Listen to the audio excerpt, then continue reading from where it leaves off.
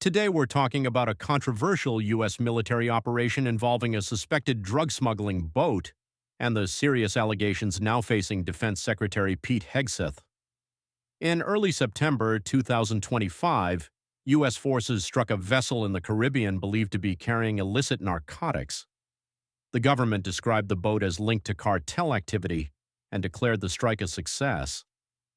But afterwards, something disturbing emerged. According to reports, 2 people survived that first strike, clinging to the wreckage in the water. Yet a second strike was ordered, killing those survivors.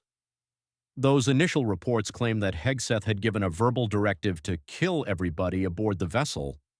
Facing mounting criticism, Hegseth later denied ordering the second strike personally. He said he watched the first strike live but left before the follow-up strike, which he attributed to the mission commander. He defended the attack by pointing to what he described as the fog of war, saying the boat was engulfed in fire and smoke and that he couldn't see what was happening. Still, critics, including former military lawyers and lawmakers, argue the second strike likely violated long-standing laws of armed conflict. Firing on incapacitated or shipwrecked individuals, people no longer posing an imminent threat, is widely viewed as unlawful and potentially a war crime. Now, Congress has launched investigations into the incident. Questions have been raised about who authorized the second strike, whether proper legal procedures were followed, and whether those killed in the follow-up attack were lawful targets. The controversy highlights the deep tension between a hardline push against drug trafficking and the constraints of international humanitarian law, and whether lethal force against suspected smugglers can ever be justified when there are survivors in the water. In short, what began as a strike against a suspected narco-trafficking boat has turned into a major debate over legality, ethics, and accountability, with Pete Hegseth at the center of the storm. Here is what President Trump and Pete Hegseth had to say about it when asked about it in an interview. As far as the attack is concerned, I still haven't gotten a lot of information because I rely on Pete. But to me, it was an attack. It wasn't 1 strike, 2 strikes, 3 strikes. Somebody asked me a question about the second strike. I didn't know about the second strike. I didn't know anything about people. I wasn't involved in it. I knew they took out a boat.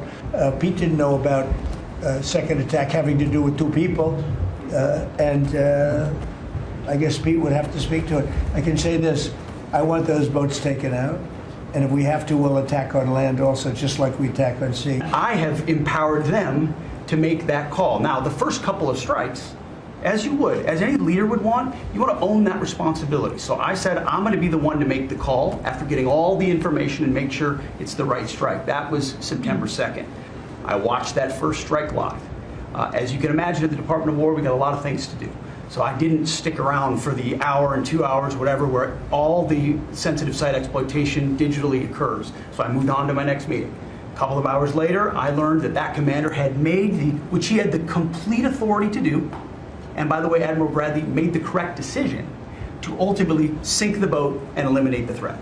He sunk the boat, and eliminated the threat. And it was the right call. We have his back. And the American people are safer. So you didn't see any survivors, to be clear, after that first strike?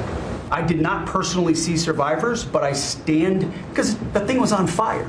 It was exploded in fire or smoke. You can't see anything. You got digital. This is called the fog of war. This is what you in the press don't understand. You sit in your air-conditioned offices or up on Capitol Hill and you nitpick and you plant fake stories in the Washington Post about kill everybody, phrases on anonymous sources not based in anything, not based in any truth at all.